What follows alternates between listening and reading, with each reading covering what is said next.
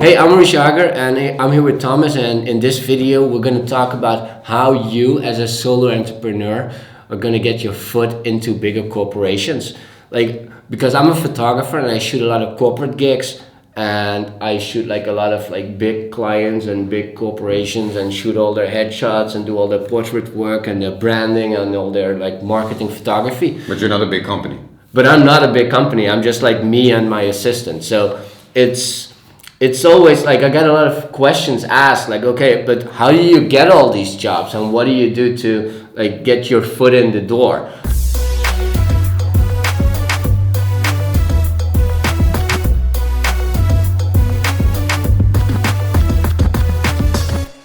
And for me, like LinkedIn is very important for me, and being atomic, always on top of mind in my community and reaching out to the shot callers in businesses and pretty much sweet talk them into getting them to know me.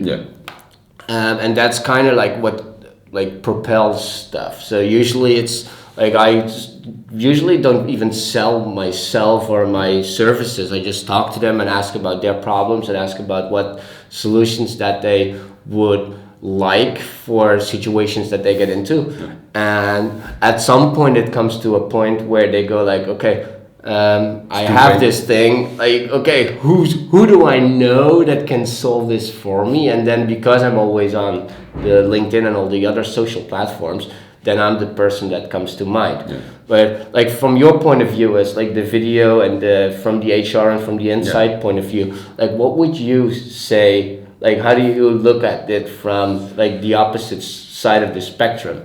Well, from my view as, okay, present yourself for looking for a job or present yourself looking for a new gig is no difference. You got to present yourself and the why. If you can present yourself who you are and why you do stuff, people get a certain feeling with you. Where like 20 years ago you could say, oh, I'm the best photographer in my business. And well I am, but that doesn't give me any jobs. Exactly. No, but exactly. 20 years ago you could say, if you put under your name, I'm the best photographer, people were like, oh yeah, but this is the best photographer. But now it doesn't work that way anymore. They want to know, okay, why do you do your stuff? What is your motivation behind it? Do I get, who is Maurice? Instead of, who's the company? And I think one of the advantages of solo entrepreneurs, you're a lot more flexible. Because you don't tend to do one job, you tend to do a lot of jobs, and the things you don't know, you try to find people who can solve it for you. But you're constantly busy, like with the complete, how would you say? It's not a standard package you give. And a bigger company would have a standard package. You have the small, medium, extra large package, and you can be like, okay, what do you know? What do you want? I'm gonna make it for you. Small, big, it doesn't. You are way more adjustable than a bigger company. Can we say that as a solo entrepreneur, you're more on the forefront of what's next, because you're always paying attention to the next biggest thing, and corporations in general are more in a mindset of, okay, I want it to be proven technology first, and then at some point they want to jump onto that kind of technology, and then they go like, okay, who can do this? And then as an entrepreneur and as a single working professional, you already jump on these things because it's due to your flexibility. You're already busy with like, okay, how can I solve problems? And then automatically you're going to look in the future and like, okay, looking ahead, okay, what are the problems laying in the future? And not so short-term thinking, it's more long-term thinking. Because you have to not think about next year, but the year after next year. So you got to keep developing, especially when you're solo entrepreneur. I have a lot of people who like, for example, the last 10 years they build websites, and they find themselves now competing with people with the one-stop shops for €100 do-it-yourself website. And they should have changed their business already 4 or 5 years ago, and they didn't. They kept doing what they were doing. And then they end up being, it sounds harsh, irrelevant, or at least irrelevant to the market, what the market is asking now. So as a solo entrepreneur, you're more inclined to look at future advancements and how can you work with them already. Like what I did with my Instagram, like I got that thing up to like 50,000 people, and like I have like 3 kid sisters, and they're like teens. So that 4 years ago, they jumped on like the Instagrams and they pretty much abandoned Facebook and all the other stuff, and they don't even know about Hives. So And back in the day. Way back when. And so when they started doing that, I started to like develop my thing, because these kids grow up, and when they're in this platform as a teens, they're gonna stay there while they grow up. So that's what like this whole daddy on the dance floor on Facebook is like. People jumped on Facebook like 30s and 20s, and now they're going into their 40s and they're still there. So the demographic changes by the platform. And as a corporation, I think if your target audience is like 20-year-olds, you want to know where these people are going to be in a year from now, because you want to schedule your campaigns and do all this branding and make sure that you have something set when people hit it. Yeah. And I think that's something that's really valuable for a lot of people, to like pay attention to what the people are doing like 2 years before they hit your target audience. But that's I think one of the advantages of being a single entrepreneur or a small team-based entrepreneur.